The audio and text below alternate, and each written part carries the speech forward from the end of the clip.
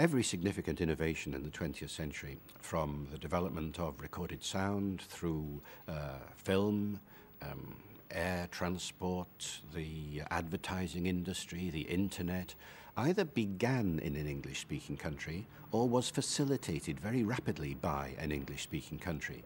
Now, so many of the innovations that we know about we associate with an English-speaking country, but to take an example of the facilitation point, cinema did not begin in an English-speaking country, but within 20 years of it arriving, where was it? You know, Hollywood. And now over 85% of all the blockbuster films in the world are made in the English language. In the 20th century, the dominant force that brought the language around the world was without a doubt multimedia, all the media. To begin with, of course, the printed media. The publishing industry of the 19th century was a dominant force, which, of course, in the 20th century has become unparalleled. I mean, just look at the newspapers and the magazines and so on, the comic strips and all of that, all around the world now, so much of which is in the medium of English. For the spoken language, the crucial stage was really there were two. There was the development of recorded sound, which produced the popular music industry, really, and jazz, and of course later pop groups and all the things that we know there. So many of the popular groups of the world singing in the medium of English because it's cool, and their own local language is not cool in their view.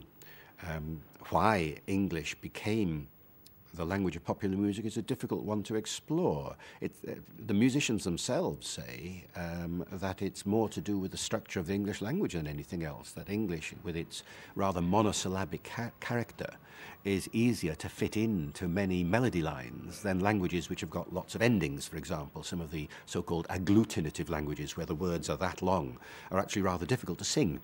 Whereas English, with its monosyllabic dum dum dum dum dum kind of speech, or this kind of speech, da da da da, is much easier to fit into a melodic line. That's what they say, and there may be a lot of truth in that. But without a doubt, the reason why popular music became so successful was certain individuals, the Beatles, the Rolling Stones, Bill Haley and the Comets, and these became so dominant as a result of cultural reach that the English language became much cooler, I think, than its structure would have led one to expect. And then the other reason why English has become so dominant is the voice of broadcasting.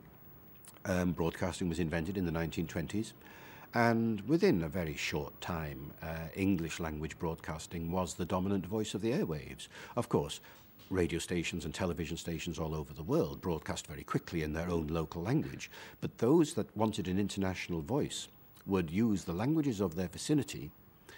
For example, in Germany, you might have had, say, Russian and Polish or whatever might have been in that vicinity in certain stations.